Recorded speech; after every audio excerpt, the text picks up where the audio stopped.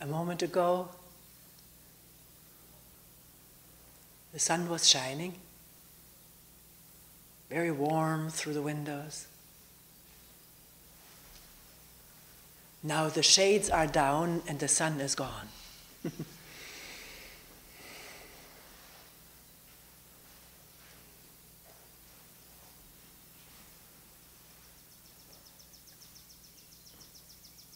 Birds are singing.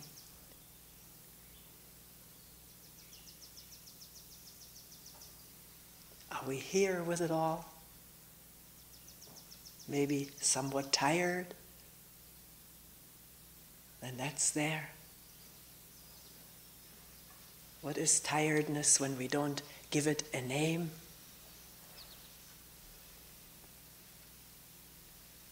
Or is there expectation? What is she going to say?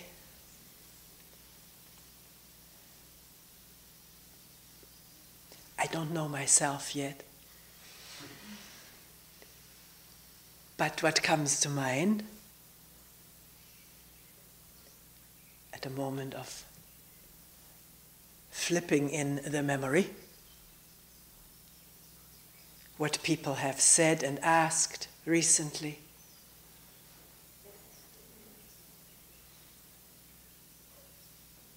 one person, and again, please, I don't, unfortunately, have this eidetic memory where I recall precisely what someone said, but I got the gist of it. Someone saying, looking at this beautiful land, the peacefulness of it, a deer with its fawns. Isn't that God?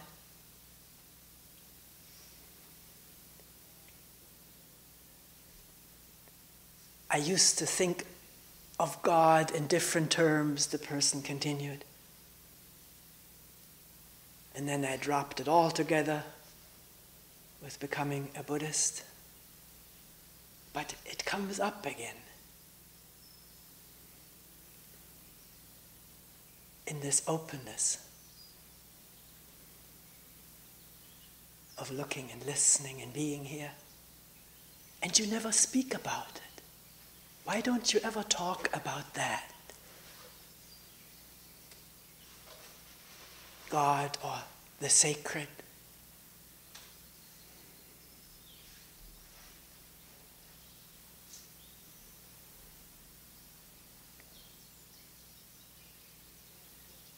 And someone else said, your talk yesterday was very powerful. Looking at all the problems we have, fear or guilt, entering into this. And I can't say I'm free of that, it applies to me too, but I'm here to go deeper than that, all that psychological stuff.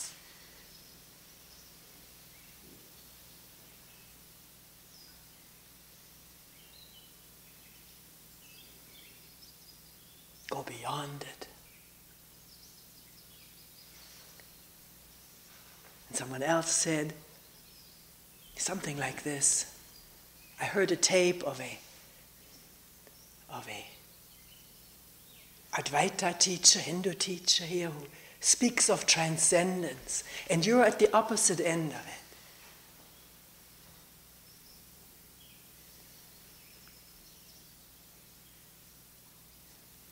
Looking at, having feet on the ground, looking at what's here.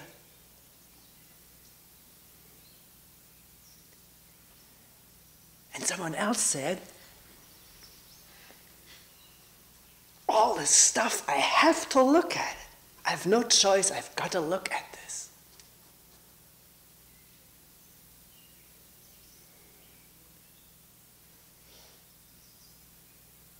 It needs to be seen clearly. And in that seeing there is love. And someone else said, or wrote me a note, could you talk about love today?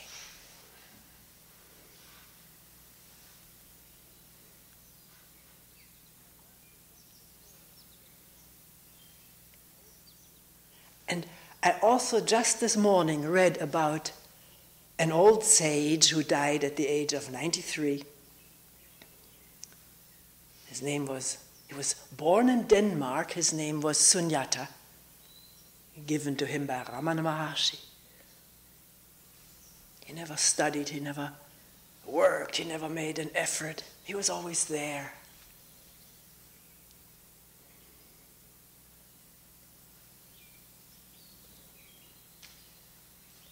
And he hardly ever spoke at all, and people came to him just to partake in his radiance, silence. He said a little bit, but as I gather it, not great variety.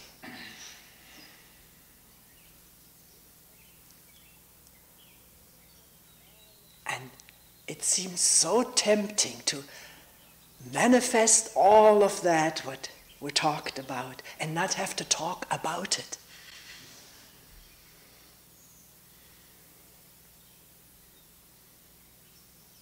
Right now I recall a koan in the Hekigan Roku. Unfortunately, I don't have it at my fingertips, where several disciples sort of nail their teacher and saying, "Why do you talk so much?" 3 or 4 of them, each one having a different sort of challenge. And his first response is, "If I didn't talk, I would lose all my students."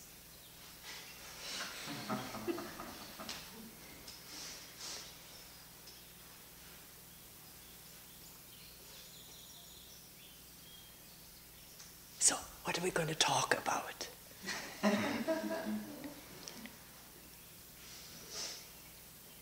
Can we bring this all together? I don't know yet. Let's see. Actually, what comes first is sitting on the deck this morning, beautiful morning, more humid than yesterday and therefore that much more fragrant. All the perfumes of flowers in the air, and the birds rushing around the bird feeder, flying across the valley. The sun gilding all the blades of grass and leaves that are turned east.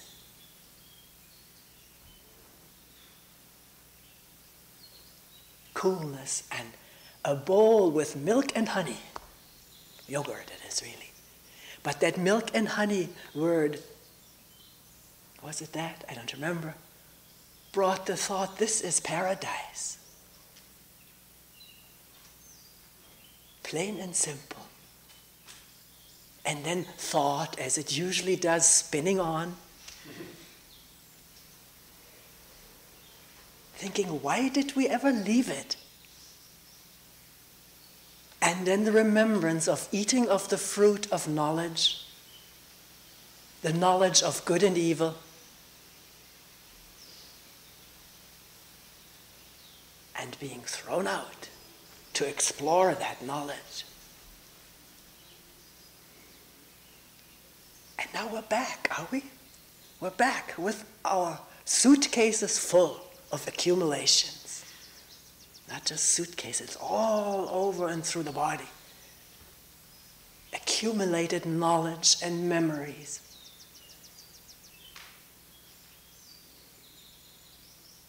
And fears and desires. The stuff we talk about, we look at.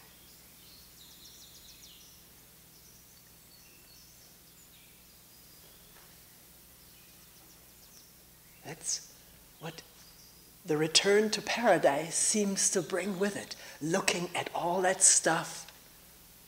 And maybe in looking at it, it'll flow with the winds, blow with the winds like the seeds in the air. So we become lighter.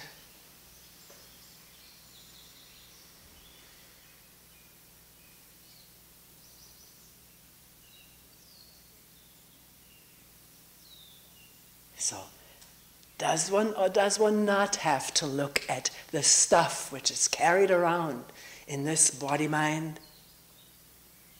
Whether we like it or not, whether we ignore it or not. It's there, even though completely transcendable. Maybe just for moments at a time, which are very significant moments in the life of a human being. Yet most of the time, we live and move in stuff.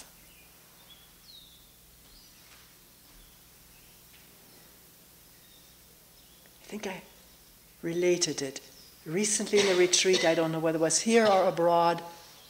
There's so many new people here. I'll talk about it again. At the Zen center I used to be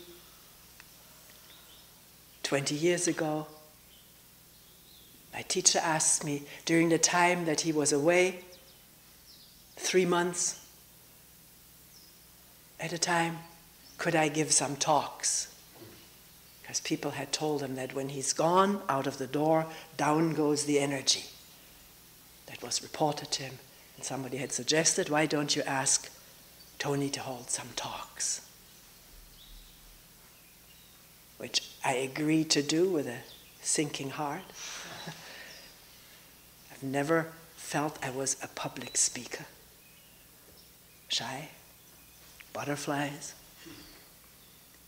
So I wrote everything down, had a little lectern as you do in Zen,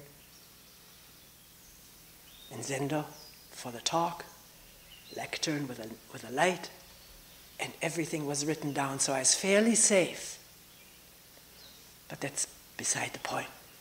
The topics I chose were the things that people in counseling had talked to me.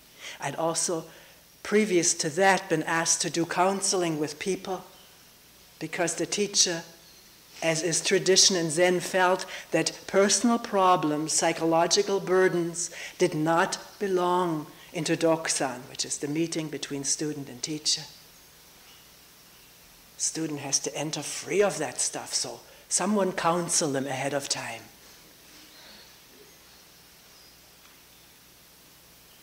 Which I was one of the people who was asked to do that and became very intimately acquainted with what is troubling all of us in spite of all our Zen efforts. So the first talk was on attention. The second talk was on fear and pain, and then on relationship and sexuality.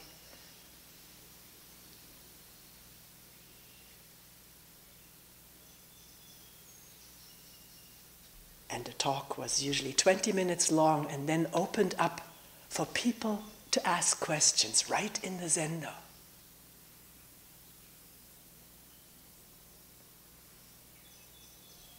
Which was very timid and halting in the beginning. One wasn't used to do that in a holy place.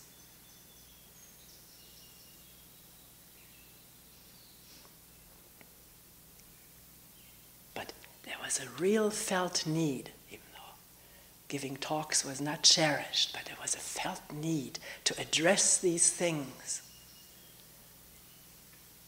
which were not being addressed in the training.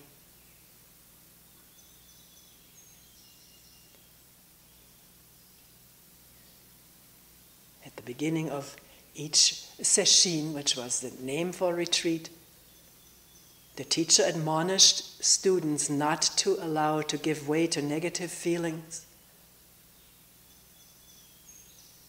Banish them, let them go, do something with them, let them not come up, because with those you will bring down the whole retreat.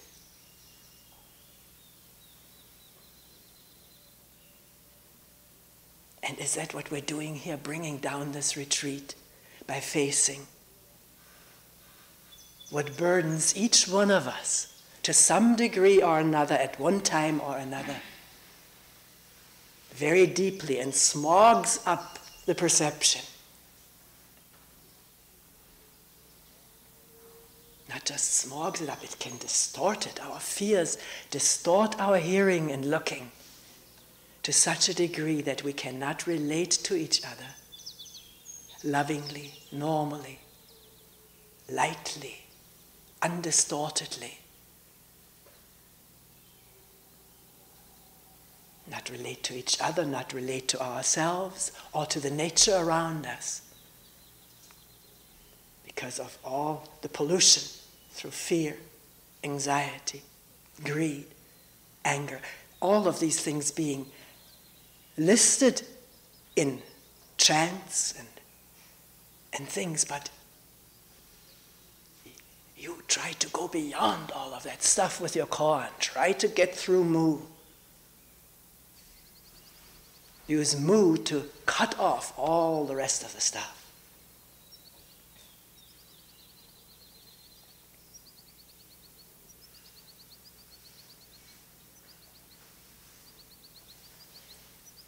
So where is the balance between transcendence of it all, whatever that means, but it means something to people, being beyond it, free of it, and not in ignorance of it, not denying it or repressing it, and yet not wallowing in it or making an identity out of my suffering, which is what the mind with its image-making power does all the time. Something happens and we become the victor of the victim or the victim of the event, and a new image to cling to, a new chapter or picture to add to our story. That's not looking at ourselves plainly, deeply, directly. Not to think about how we are and talk about how we are, but to see it, to be in touch with it. When it's there, during the event, or when the event arises again as a powerful memory.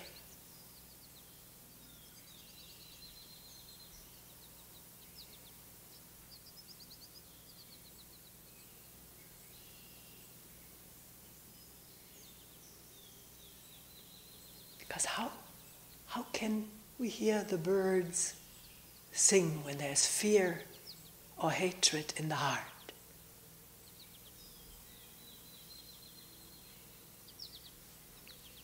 Can fear or hatred come to light?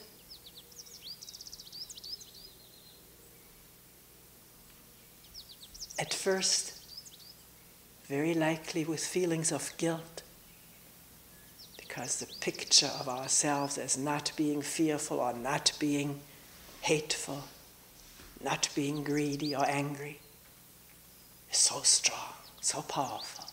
We cling to that image of how we were told we ought to be from the very beginning.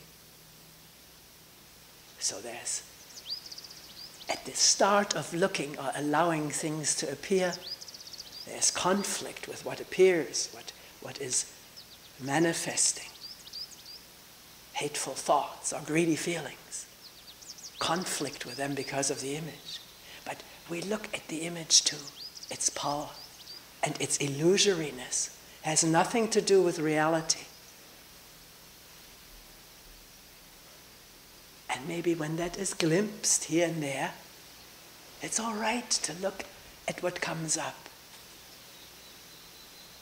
If the guilt manifests, one looks at it openly, as we did yesterday.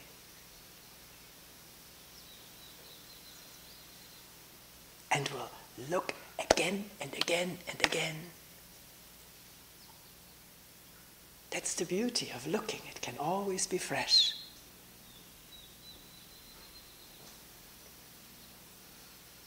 Because things keep coming up or don't keep coming up. But when they do, there can be looking, listening, touching,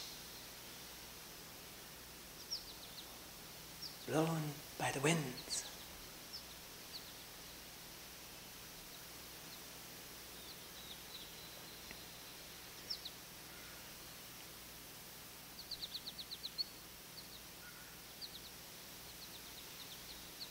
So where is the beyond in all of this? Where is the love? Where is the transcendence? Where is God and holiness and the sacred?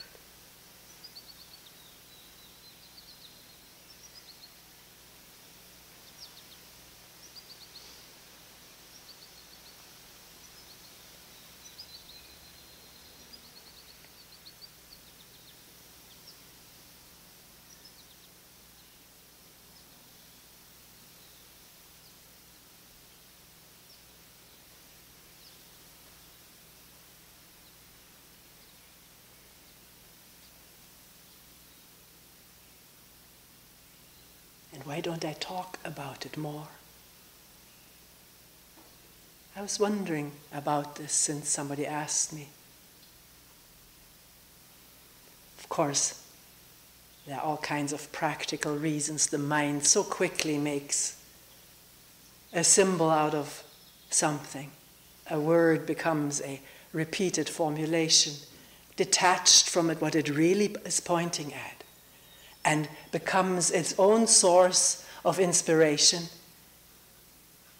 And inspirational energy very often masquerading for the sacred. It's amazing how this body-mind can inspire itself.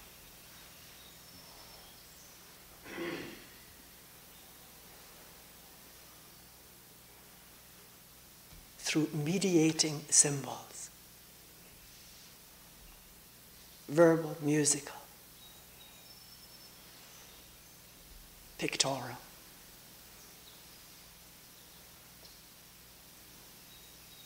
Anything but facing directly,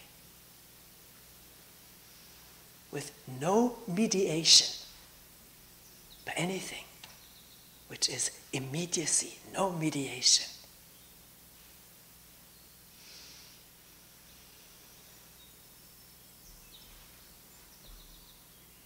But again, talking about it, does it help? Maybe it does. Sometimes people tell me something shifted at a moment of quietness, usually when one is together, listening to talk, talking, listening. It is one inseparable process.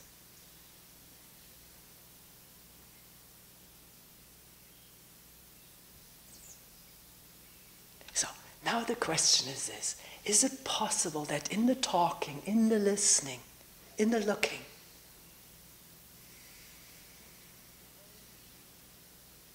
wholeness is already there? It's already manifesting. Wholeness, which is the holy or the sacred, in the looking, in the listening, in being here and speaking. Is it already manifesting? Is love manifesting already? Not thought out or thought about, but it's manifesting. And to think about it is to interrupt this presence by reflection. So can we feel it together? In the looking and listening and peep, peep.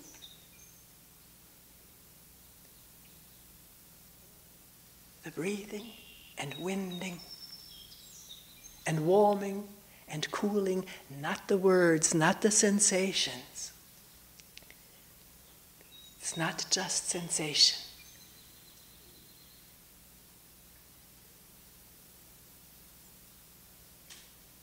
It's pure being awareness, or awareness being, but not the words.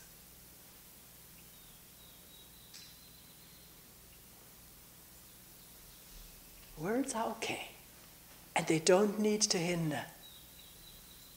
Some people have noticed that. In the beginning it seems the moment, at a moment of quiet, then the next moment the thought comes up, oh, I've got it, I'm quiet now. In the beginning, that seems to shatter the moment of quietness. But then one finds out it need not shatter the quietness. It's just another beep, beep, beep from this habitual, self-reflecting and self-enhancing or self-deprecating thought process. Why be so shattered by it? Why take it so seriously? Not just a passing appearance.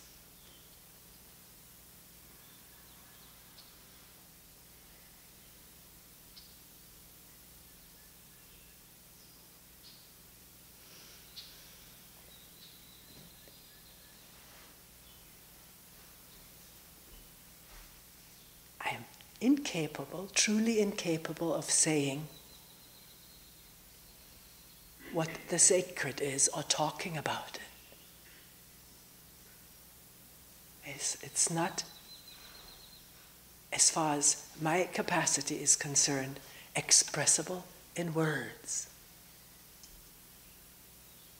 But it's very palpably present.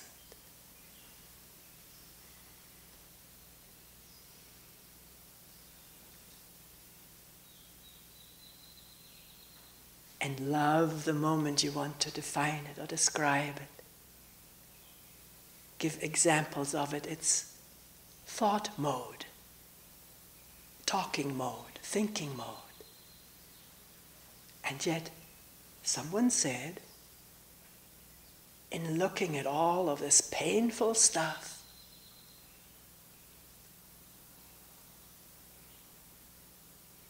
choicelessly, no option to escape. In that there is love. And I understood what she meant without asking for any further definition.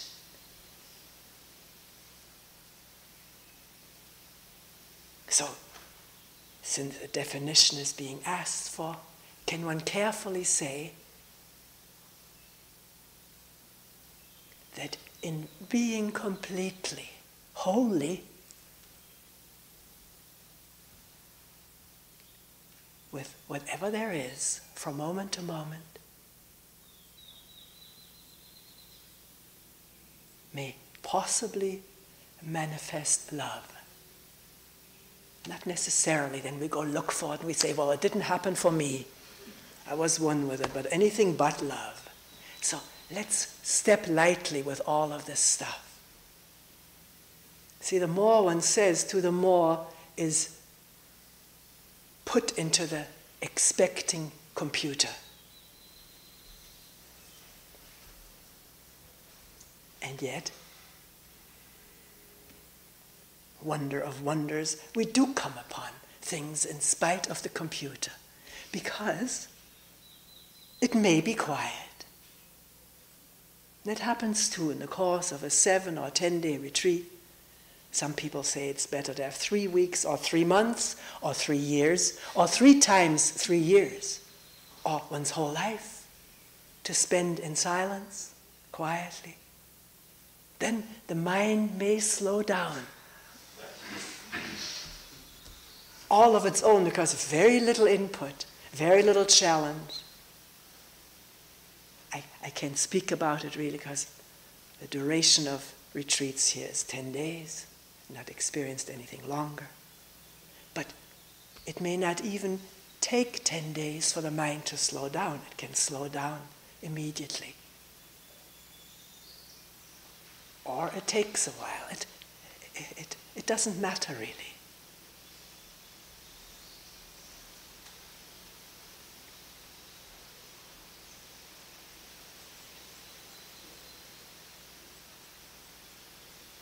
So in slowing down, there's a gathering of energy, and things reveal themselves more clearly and more immediately, and maybe less need to run away from it. Not zeroing in on anything because the wind is blowing in the trees and leaves and the birds are singing. No need to give preference of one over the other. It all has its place in time of appearing and disappearing. In a vast awareness which has no movement back and forth. No going and coming. No time. No yesterday, no tomorrow. Just here now with what's there. Appearing and disappearing.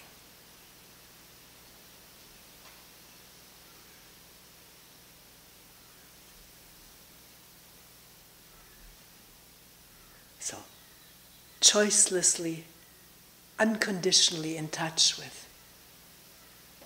fear that arises without calling it fear anymore. One doesn't know what it is. anger or guilt, pain or sadness.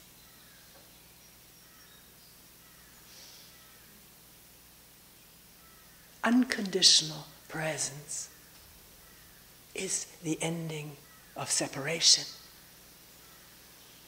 An ending of separation is the blossoming of love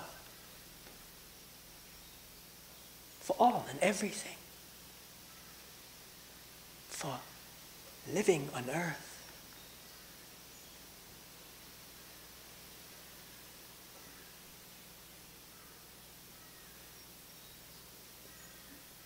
But sitting right now, are we living on earth, or is this already an abstraction? It's ka, and whew.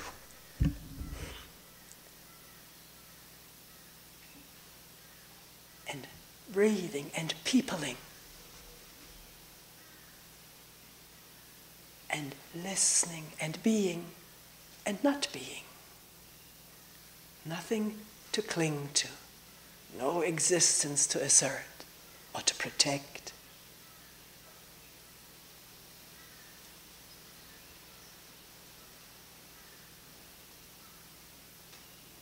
No existence to assert or to protect. Is that so?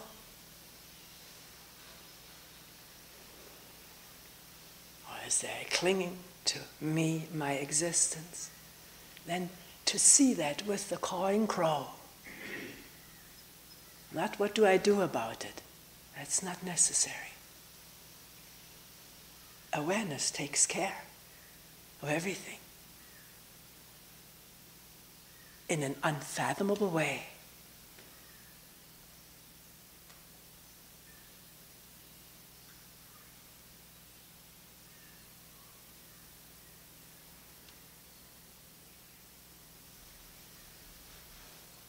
Did we cover the whole thing we set out to do?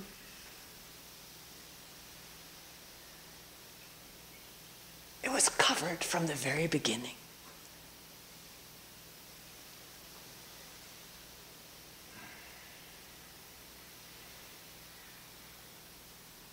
Because, tell me, what is separate or apart in this moment of simple nowness?